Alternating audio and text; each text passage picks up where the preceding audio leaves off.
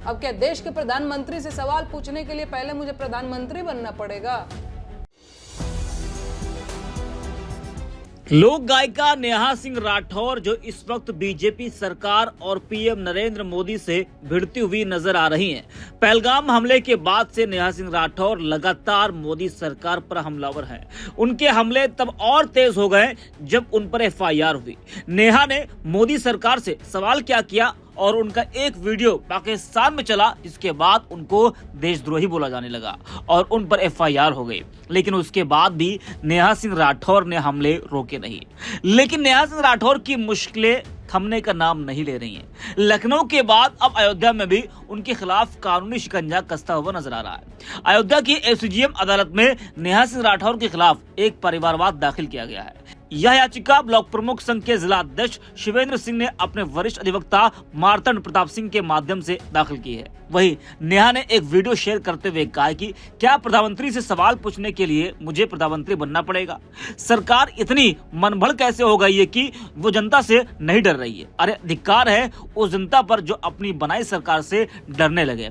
अपने जिंदा होने का सबूत दीजिए, सवाल पूछिए, अपना हक लीजिए। तो नेहा ने क्या कुछ कहा है, जरा वो भी आप देखिए और सुनिए। लोकतंत्र में जनता की चुनी हुई सरकार इतनी मनबड़ हो गई है कि वो जनता से नहीं डर रही है। सरकार इतनी मनबड़ हो गई है कि वो जनता को डरा रही है। अरे धिक्कार है उस जनता पर जो अपनी बनाई सरकार से डरने लगे, और लानत है उस सरकार पर जो अपनी भाग्य विधाता जनता को डराने लगे। ये सरकार जनता की बनाई हुई है और जनता जब चाहे इसे बदल सकती है। सरकार जनता से है, जनता सरकार से नहीं। और अगर देश की सरकार देश की जनता से नहीं डर रही है तो इसका सीधा मतलब है कि ये सरकार बनाने का काम जनता कर ही नहीं रही है। तो सरकार फिर कौन बना रहा है? ईवीएम। फिर तो हो चुका खेला। सरकार ईवीएम बनवा रही है और ईवीएम सरकार बनवा रही है। बढ़िया है फिर तो।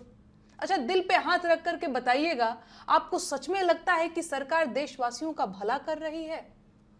क्या आपको अब तक नहीं समझ में आ रहा है कि सरकार की नजर सिर्फ देश के संसाधनों पर है? महंगाई, बेरोजगारी, स्वास्थ्य और शिक्षा जैसे मुद्दों को साइडलाइन कर देने वाली सरकार देश का भला कैसे कर सकती है? कुछ अंधभक्त और जाहिल किस्म के लोग मुझसे सवाल पूछ रहे हैं कि मैं होती कौन हूं प्रधानमंत्री से सवाल पूछने वाली? मेरी औकात क्या है? हैसियत क्या है मेरी? गजब सवाल है। अब क्या देश के प्रधानमंत्री से सवाल पूछने के लिए पहले मुझे प्रधानमंत्री बनना पड़ेगा? आप शायद भूल गए होंगे, लेकिन आपकी जेब में पड़ा एक कागज का टुकड़ा आपको ताकत देता है कि आप पूरे अधिकार के साथ देश के प्रधानमंत्री से सवाल पूछ लें। अपने सोए हुए दिमाग को जगाइए महाराज। आपका वोटर कार्ड आपको खाली सिम खरीदने के लिए नहीं दिया गया है। आपकी नागरिकता का एक दस्तावेज है और वो उसके आधार पर रास्ते का एक गरीब मजदूर भी प्रधानमंत्री से पूछ सकता है कि साहब मैं अब तक गरीब क्यों हूं? अपनी ताकत को पहचानिए। इस देश के नागरिक हैं आप, गुलाम नहीं हैं। आजाद देश के आजाद नागरिक हैं आप।